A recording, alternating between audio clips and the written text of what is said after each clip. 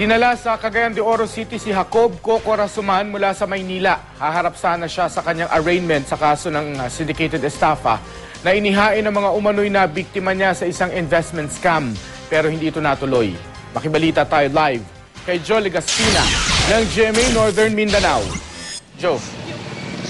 Mark, hindi natuloy ang arraignment ni Jacob Coco Rasuman para sa kanyang unang kasong syndicated estafa dito sa Cagayan de Oro kaninang umaga. Dakong alas 6 ng umaga dumating sa Lumbia Airport si Coco Rasuman ang itinuturong nasa likod ng Rasuman Investment Scam. Naging mahigpit ang seguridad sa airport.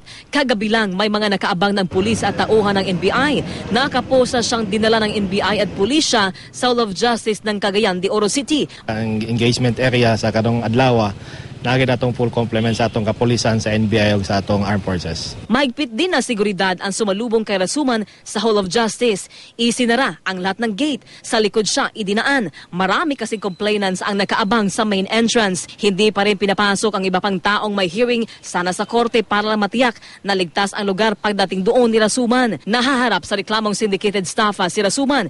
Nireset sa February 8 ang arraignment dahil nag-file ng motion to quash. Ang legal counsel ni Rasuman 2 araw na ang nakalilipas. Di ito nalaman ng panig ng mga complainants dahilan kaya naudlot ang arraignment kanina.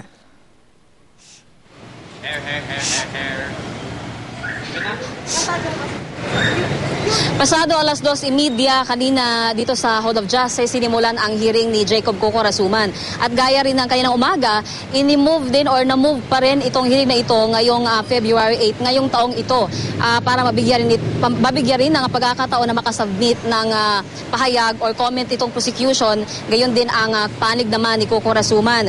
Kanina marami pa rin mga investor ang dumating at saka nadismaya sila kasi nga raw gusto lang lang mangyari talaga na mabalik sa kanila yung mga na-invest nila kahit na hindi na rin mabalik yung tubo.